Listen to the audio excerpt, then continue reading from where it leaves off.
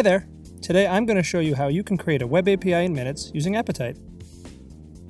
If you want to follow along at home, all you need is a database or a spreadsheet of data and 5 minutes. One of my passions is food. So I'm going to create an app where people can compare different foods by their nutritional value, flavors, and health benefits. Now, I already have a database full of food data, but don't want to go through the hassle of creating an API the old-fashioned way because it requires coding the API, deploying and hosting the API, testing it, and managing security. With Apitite, I can easily create an API to get the food data I need for my app without having to write any backend code.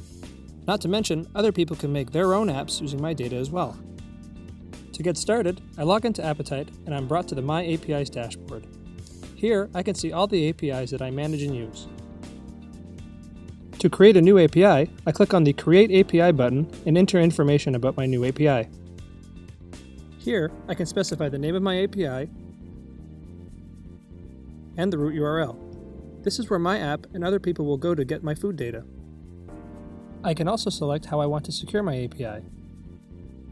Public means that anyone can access my API, and my API will be featured on Apitite's website.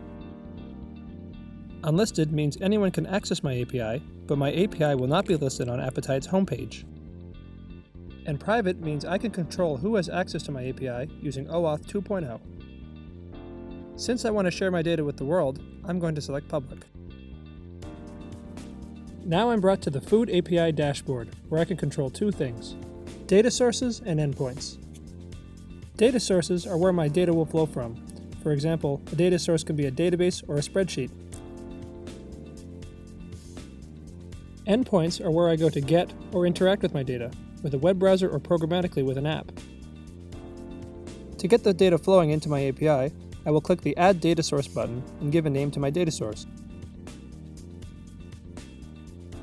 Then, I specify that my data is coming from a database. I also have the option of uploading a spreadsheet as a data source. After clicking Create, I enter the connection information needed to connect to my database and click Save and Connect.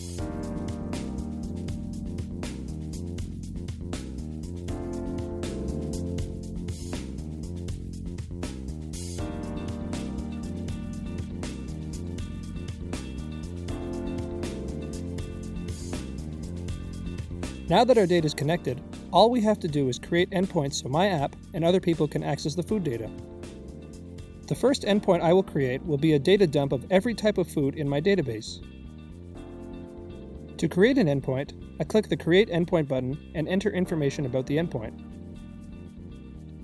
I will call my first endpoint All Foods and enter a small description that explains to users what data they are getting from this endpoint.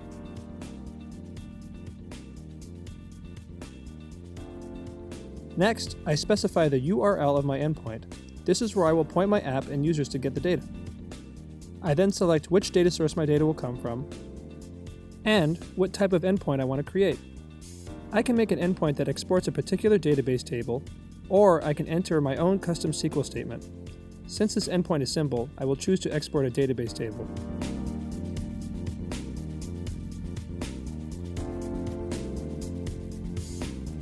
On the Manage Endpoint page, I select which table I want to export and which columns I want to expose.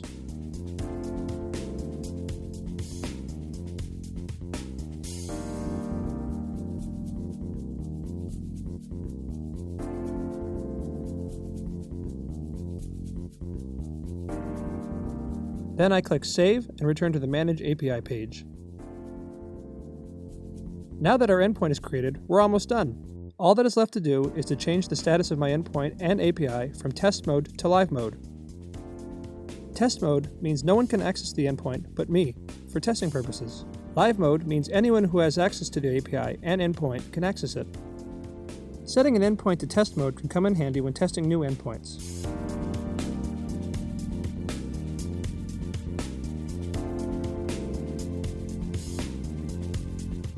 Finally, to get the data, I go to the endpoint URL and I have the choice to download the data in either JSON or CSV format.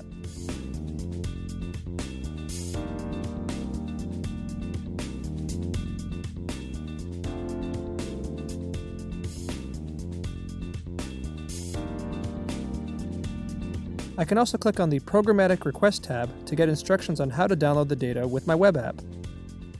For example, I can point my web application at the endpoint URL and include JSON or CSV at the end of the URL to download the data programmatically in either format.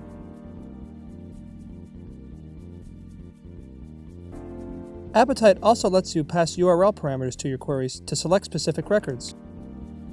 You can also create custom endpoints that join, insert, update, and delete records. In this example, I created an endpoint to retrieve player data for the Toronto Raptors basketball team for a given year. By passing 2014 as a URL parameter, I can select player totals for all players who played in the 2014 season. If you look at your clock, it took less than 5 minutes to create an API with one endpoint for our database. Thanks for watching.